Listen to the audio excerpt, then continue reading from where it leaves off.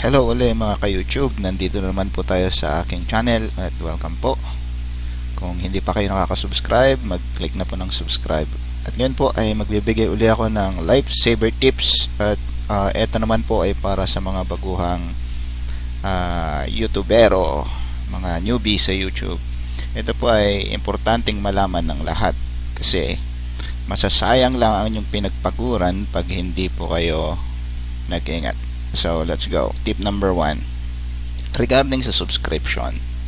Ang uso ngayon, bayanihan.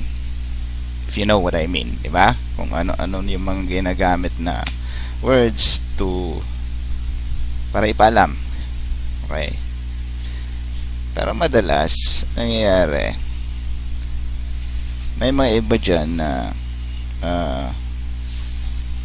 nakapunta na dun sa kabilang bahay pero ang alam nung pinuntahan hindi pa rin siya nakadalaw kasi hindi siya nagparamdam, parang hindi siya nagparamdam. At ang issue po dun ay yung inyong setting, kaya i-check nyo po para hindi nasasayang. Gagawin nyo lang, punta dun kayo sa account settings.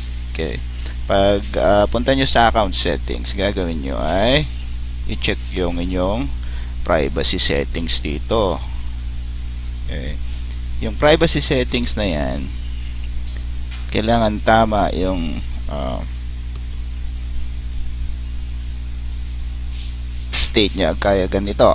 So para naman makita na totoong kinalampag ko na yung pinuntahan ko, okay, at mag-a-appear doon, dapat naka-uncheck yan. So yan, check nyo para maramdaman na nagpunta kayo doon. Kung hindi nyo in-uncheck yan, hindi nila mararamdaman. Ang mangyayari, pwedeng mag-unsubscribe. Okay?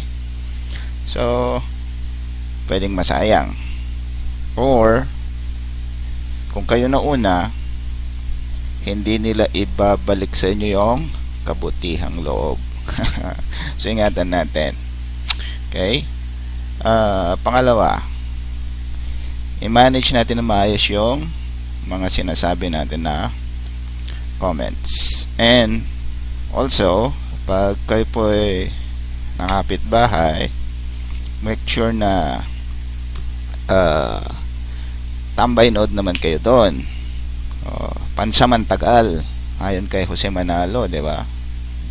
Pansamantagal naman para makita yung bakas nyo doon. Kasi kung hindi ganun ang ginawa nyo at nagpindot kayo kaagad, makikita naman ng mga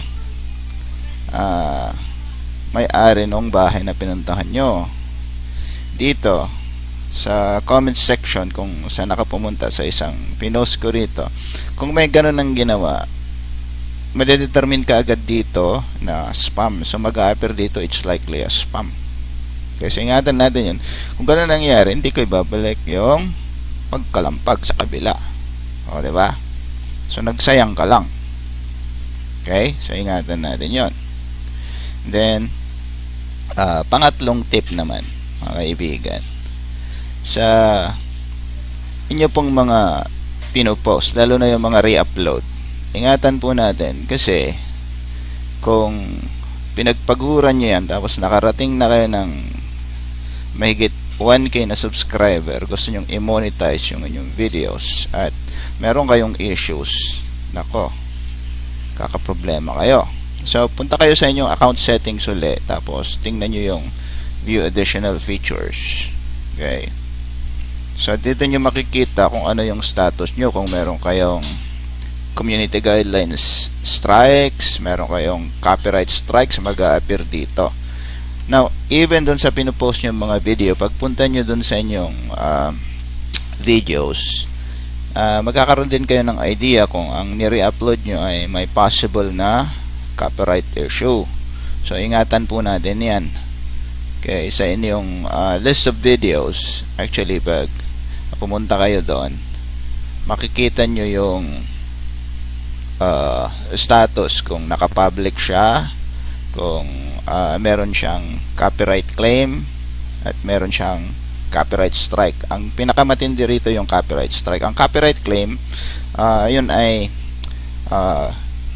pwede lang gawan ng action, pwedeng wala silang gagawin. Pwede rin ang gagawin nila ay payagan kang i-post yun, pero ang kita sa kanila, yun, pwede na rin nilang patanggal yun. Ang matindi yung copyright strike. So siguro mas detalyadong information ang bibigay ko dyan later. So it could be another time for discussion. And then pagdating naman po sa ina-upload yung mga video, isa sa kino-consider when it comes to approval pag nag-apply kayo ng monetization ay yung viewer statistics. Pag sinabi natin viewer statistics, hindi lang po yung bilang, kasama dyan po yung retention yun ng inyong mga audience. So pag ganitong nagsisimula pa lang kayo, maganda na ang ina-upload yung mga video ay balance yung length. Okay? At madalas kasi pag yung nangyayari ngayon na bayanihan, naturally yung mga bibisita sa inyo ay hindi magtatagal. Kasi kinakayod nila na makaparami ng subscriber.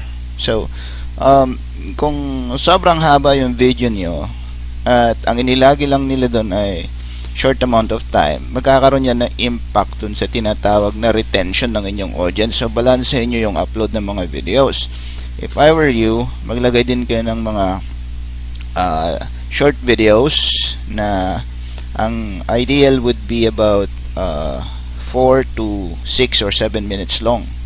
Maganda rin yun sa mga nagsisimula because kung wala kayong may lalagay na content na magiging hit o viral, most probably yung mga kabayanihan lang yung pupunta ron and they won't spend that much time. So maglagay din kayo ng mga short videos. Okay, not too short kasi pag too short naman, it's not really gonna make a big impact dun sa watch hours na nire-require para ma-monetize yung inyong mga video. So I hope this helps.